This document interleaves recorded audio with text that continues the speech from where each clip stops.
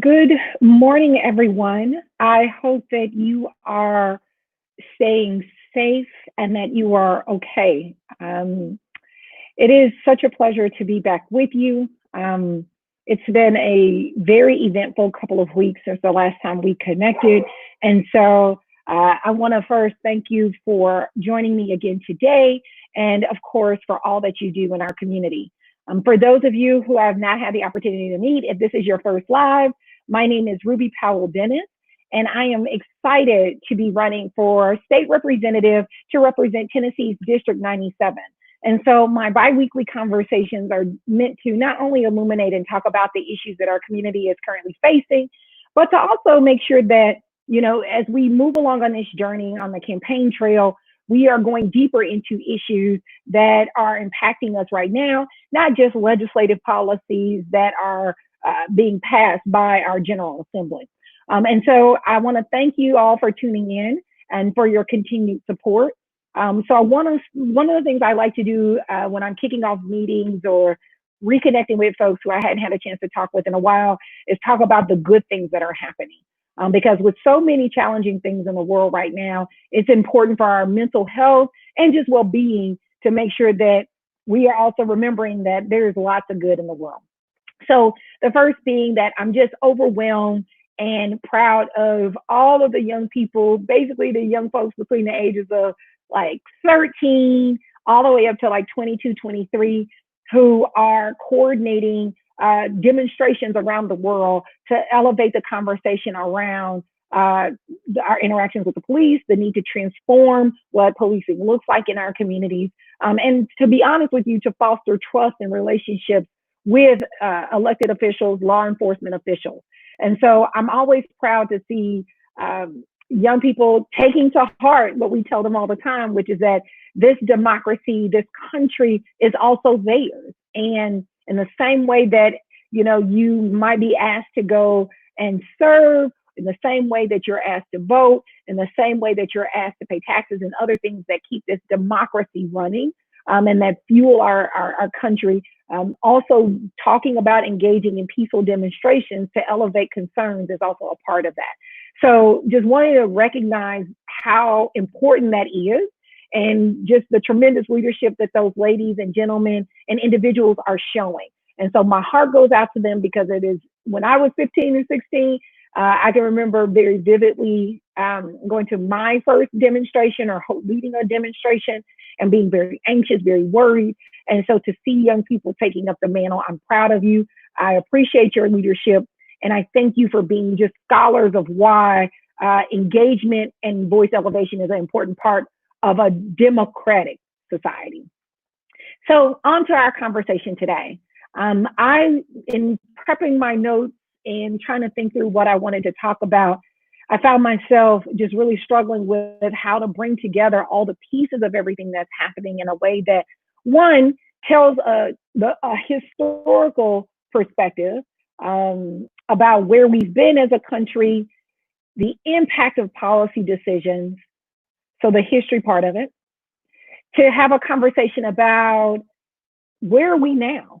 We are at probably the highest point, at least in my lifetime, in terms of social services and the things that we are able to do as a country.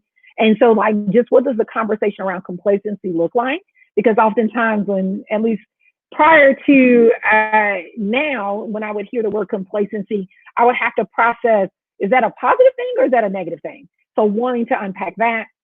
And then of course on solidarity, because a number of the individuals who are living in our community, self-included, are not able to experience the fullness of our society and all the civil liberties that come with that, even though we are meaningful, tax-paying, civically engaged individuals. And so that solidarity piece is really important because in a democratic society, one that values the contributions of all humans, being able to stand in solidarity when an issue may not be your struggle is also important. And so wanting to tackle that today, excited for the conversation. So I appreciate any comments, questions, and reactions you have. We are going to work hard to grab those questions quickly and get them answered. So here we go. So some of the inspiration behind our conversation today for me came from reading the remarks of Andrew Gilmore, who back in 2017, he was the UN Assistant Secretary General for Human Rights, and he was speaking at a Pride event. So for those of you who may not know, June is also Pride Month. And so for many people, there's an intersection between different aspects of their identity this month. And so I thought their comments, the speech was very salient, and surprisingly, 3 years later, still very spot on in terms of the work that we need to do. So for history, remembering the past and honoring those who bravely sacrificed and paved the way for progress were the words of Andrew. For me, it's about thinking about my parents. So my parents were born in 1942 and 1944, respectively. That means that my mother would be, if she were alive, one of the oldest boomers. And so her perspective is what shaped me, quite honestly, to be the woman I am today. She skipped from first to third grade, which means that she was 16 when she went to college. And she went to college at a time, if you're a math major, you can do the math quickly, where there was a lot of transition and civil unrest in our country. She helped to integrate schools. My mother was an orphan music teacher. And so as a gifted musician who started playing some of her first notes by ear at 4 and was a full-on pianist traveling, playing in churches by the time she was 7, for her to go to college during that time, to be to study music. My mother was a gifted composer and writer. So for those of you who are like, I don't know necessarily what all that means, think like Quincy Jones. Like, she didn't score movies, but I watched my mom write cantatas. That was her idea of fun, and score musicals and things like that. She was pretty remarkable and ahead of her time. And so when she talked about human history and her own experiences and also the experiences of our family, it was very much in the vein of, Ruby, remember that the life that I grew up having is not the life that I want for you. And it is certainly not the life that I want for my grandchildren. She acutely experienced integration and being a teacher who was working in an all-Black school, who then had to transition and work in a predominantly white school.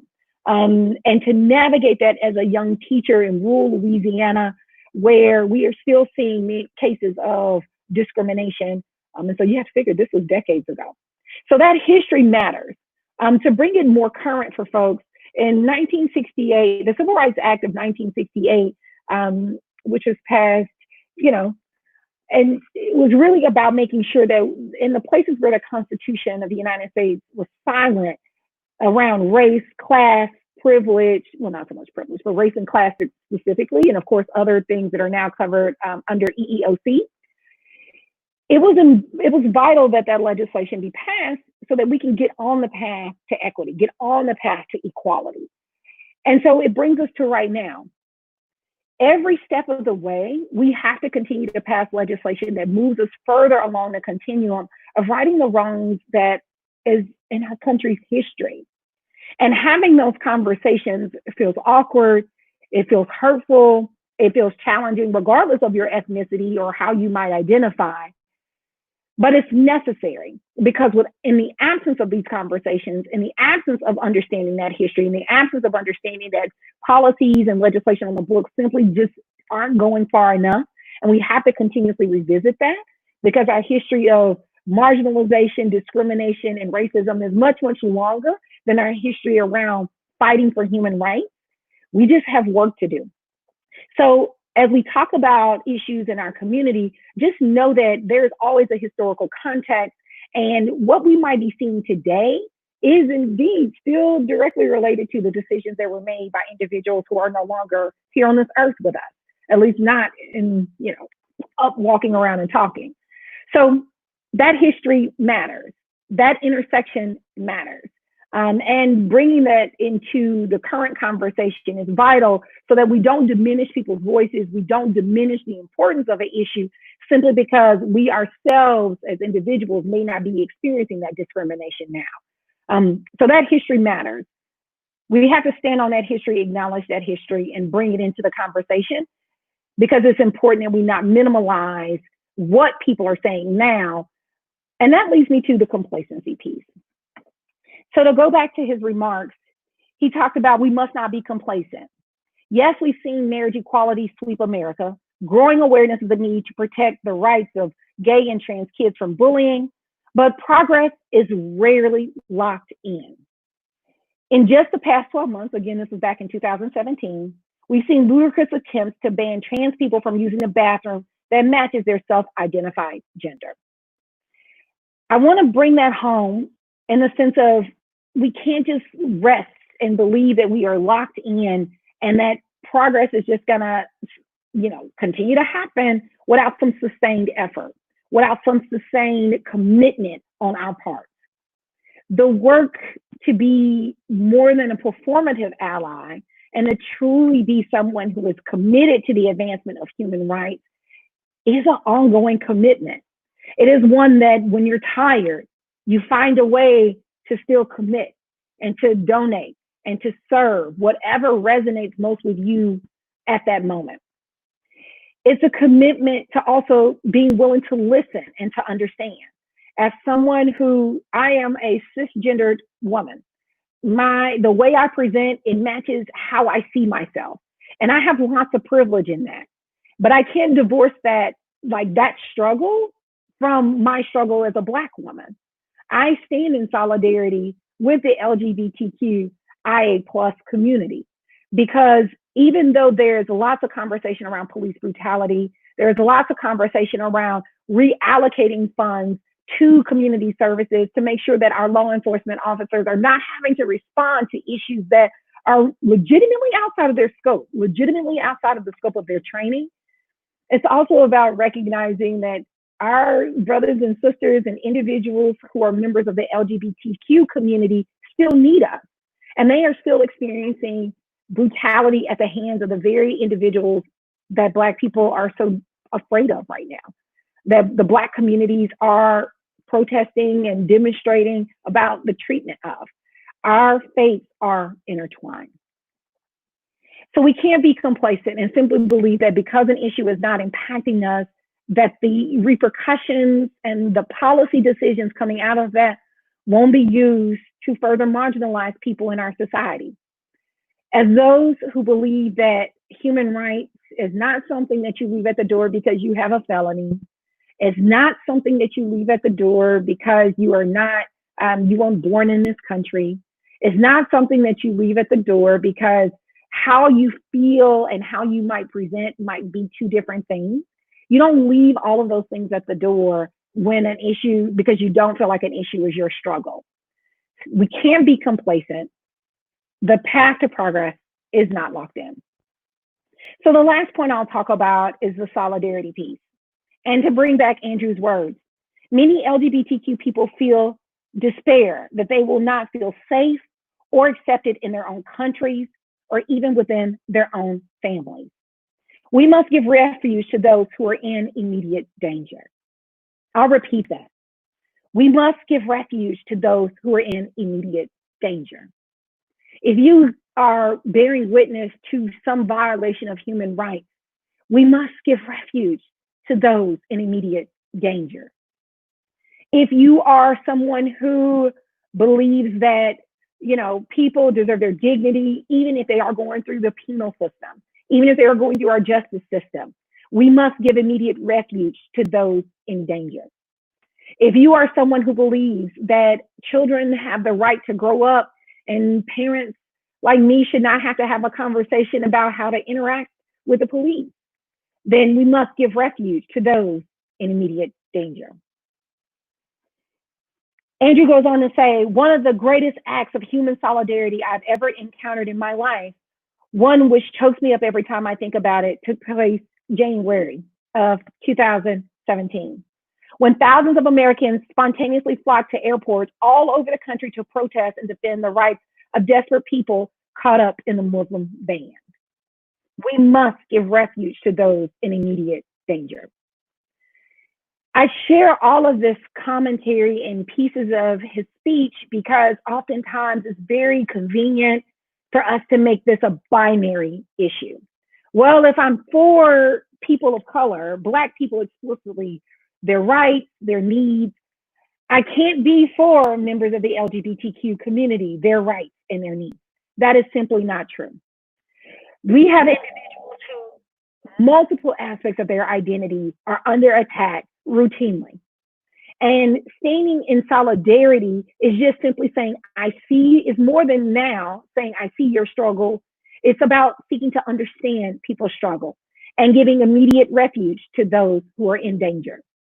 Because at some point, it can progress to the point where if you look at human history, if you are a history buff, whether it's European history, American history, etc., you'll realize and see that empires rot from the inside out.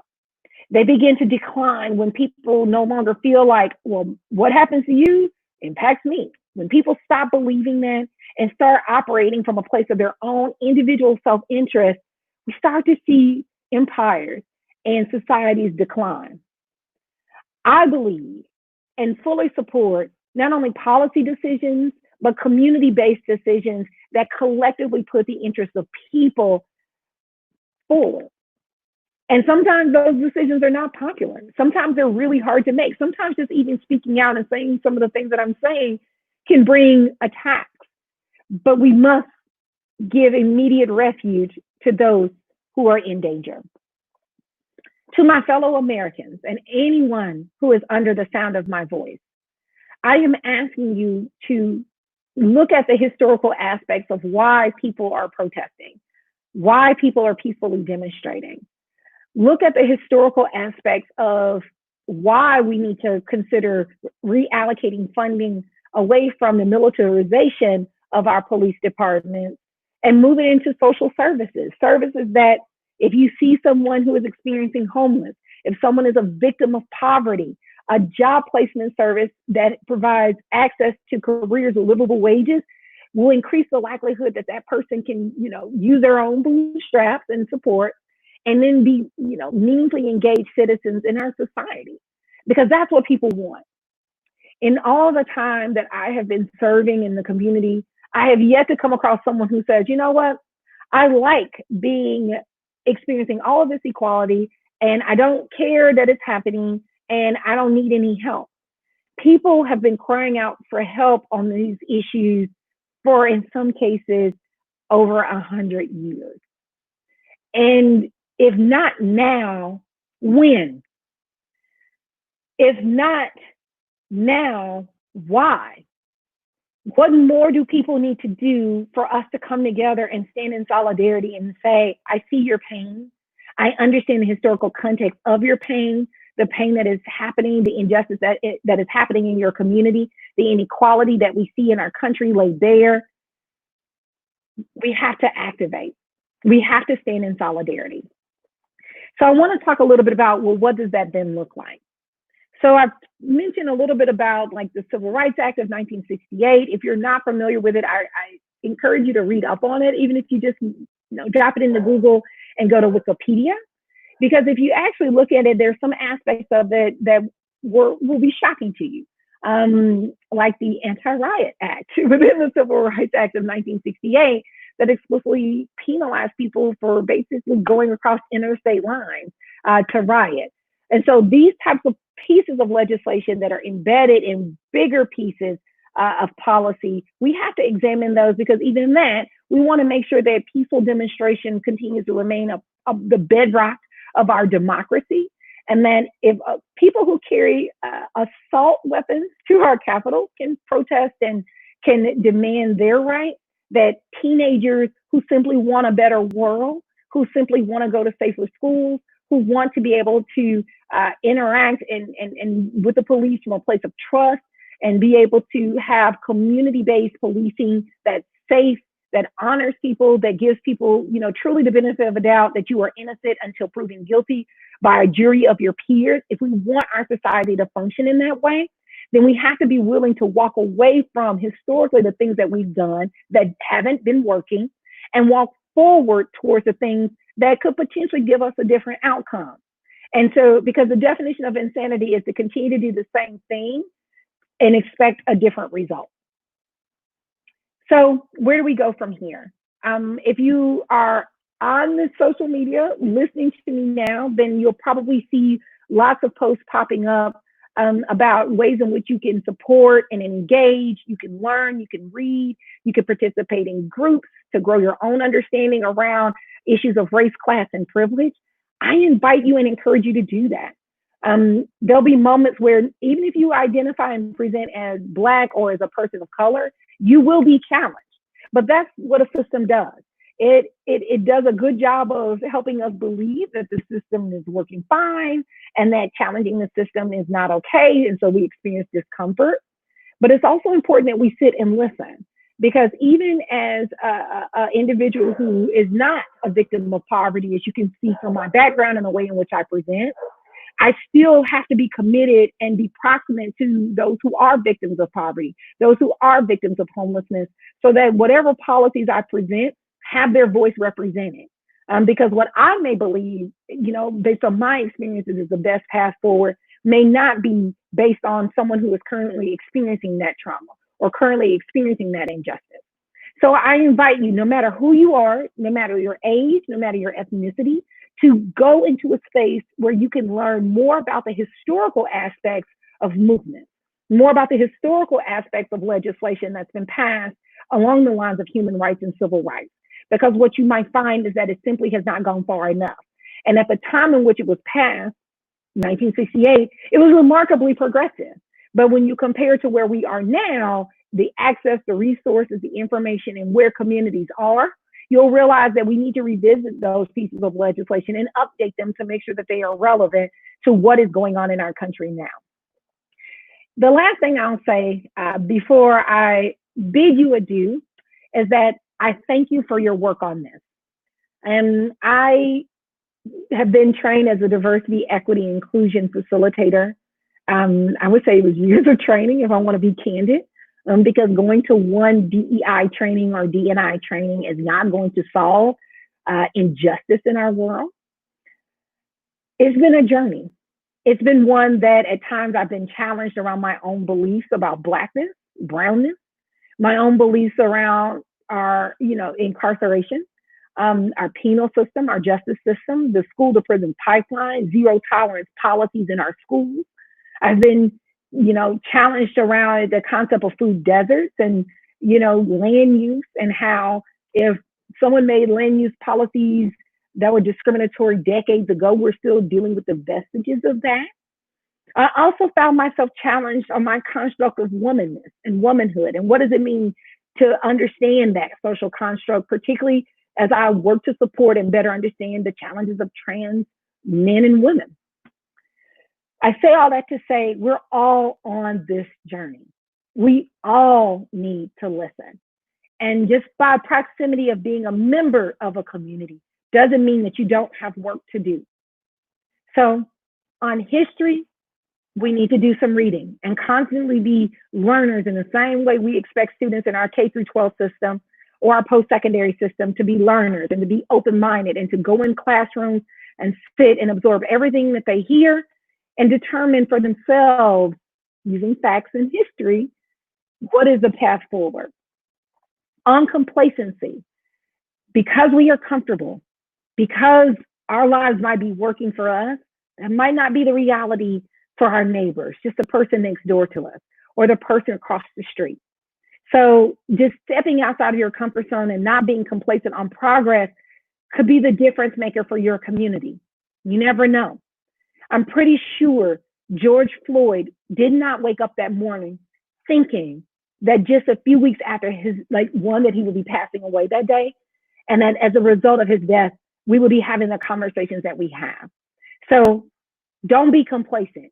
You don't know the role that you could potentially play in moving the conversation down the field for the betterment of our country and our community. You don't know the role that you'll play until you step out there and serve. And finally, on solidarity, it might cost you something to stand in solidarity with someone whose issues are vastly different than your own, but do it anyway. It might cost you a few coins out of your pocket to stand in solidarity with someone. Do it anyway. It might require that you have some difficult conversations at your dinner table to stand in solidarity. Do it anyway. It might challenge you to reimagine where you worship, where you shop, who you support politically. Do it anyway. Because in order for us to be on the right side of history, for this country to still be thriving, for us to make progress on systemic issues so that when my children are my age, we are having a different conversation, it's going to require you to do it anyway. I thank you for being with me. I thank you for finding a way to stand in solidarity. I thank you for your work in the fight for human rights. Stay strong, be safe, and I'll talk to you soon.